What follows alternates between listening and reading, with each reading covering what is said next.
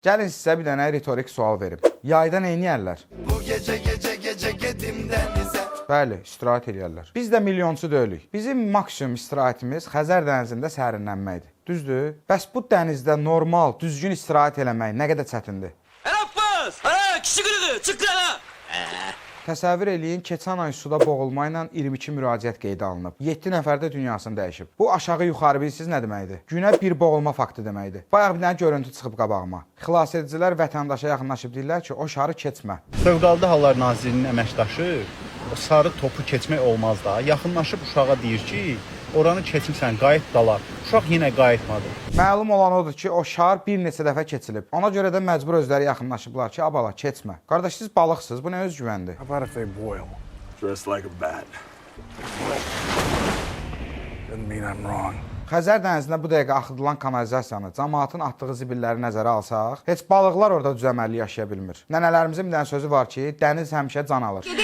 Hara aparırsınız məni? Balamı burada qoyub mən hara gedəcəm? Amma bizim özümüzdə də az yoxdur. Özümüzü göstərmək üçün dənizdə hoqqa veririk. Biri suyun içinə maşın salır, batıb qalır orada. Normal, ağlı başında olan adam insanların istirahət elədiyi yerə maşın salar. Bu nə deməkdir? Bu o deməkdir ki, ay cəmaat, baxın, mənim maşınım var. Əziz özünü göstərməyə çalışan naməlum varlıq. Ora gələnlər at araba ilə gəlməyiblər. Hamısı maşınla gəlib. İndi elə dövrdür ki, sənin sürdüyün maşını ilkin ödənişsiz almaq olur. Sonra da buradan üzümü tuturam suda trüklər göstərən cavanlarımıza. Gözəl insanlar, sizin uzağa getməyiniz, dərinə üzməyiniz çöldəkiləri qəti cəlb eləmir. Ala, çıx da! Getdilər.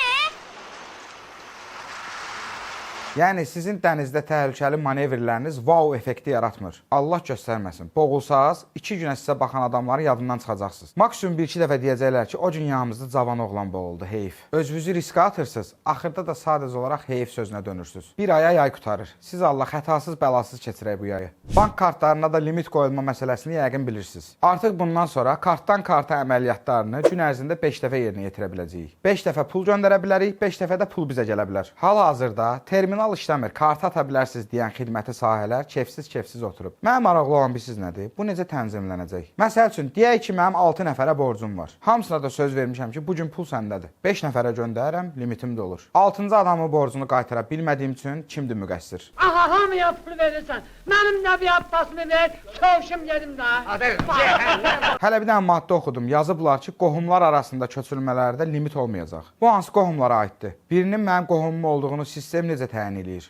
Canım ki, istəyirsən səmki, ləşki, ləmşi, dəmşi. Bura bax, elə 200 bəs eləyərsiniz. Və bu qohumluq hansı dərəcədə yaxın, uzaq olur? Məsəl üçün, dostumu göstərib desəm ki, sən öl biz qardaş kimiyik, onu limitdən azad eləyə bilərəm. Bir də uzaq qohumdansa yaxın qonşu yaxşıdır məsələ ilə yola çıxıb, qonşu ilə limiti ləğv eləmək olar. Mənim başım təmiz qarışdı, sizin də başınızı qarışdırdım, üzr istəyirəm. Bu limitlər insanları pulu yenidən nağd formada xərcləməyə qaytaracaq. Düzdür, qeyri-legal, mənşəyi məlum olmayan qumar saytlarının kitabı bununla da bağlanır. Çünki yazmışlar ki, ora pul yatırmaq kartdan karta köçürmə əməliyyatı ilə olur. Belə olduğu halda onların milyon dənə kartı olmalıdır ki, mədaxilləri qəbul eləsinlər. Bu yeni qaydanın belə faydaları olsa da bir çox işimizi çətinləşdirir. Görək bu limit irəliləyən günlərdə nə effekt verəcək? Biraz belə davam eləsə, əkin-biçinə də limit gələcək. Bilirsiniz bunu niyə deyirəm? Deməli, Lənkəranda, çay kənarında narkotik tərkibli bitkilər yetişdirən adam saxlanılıb. 47 yaşında bu şəxs əməlli başlı aqrotexniki qaydada bitkilərə qulluq eləyirmiş. İnanın, bəlkə nəvəsi varsa, nəvəsinə deyir ki, babam bağbandır. Bağban olmağına həqiqətən də bağbandır. Amma qulluq elədiyi bağ o bağ deyil. Sənin oğlu evləndirən, qız köçürən yaşındır. Sən narkotik yetişdirirsən. Özü də çay kənarında. Çayı ilə, limonu ilə məşhur olan torpaqda yetişdirməyə isə tapmadın. O torpağa Xan Lənkəran deyirlər. Amma bu elədiyiniz şəhərin adına heç yaraşmır. Əmin ola bilərsiniz. Sətənək ola əkməkdənsə dənizdə batardın. Heç olmasa dalınca ağlayanın olardı. Bu maddə ilə tutulanın dalınca anasından başqa heç kim gəlmir. O da sizə görə yox ha. Fitrətində olan müqəddəs analıq duyğusuna görə.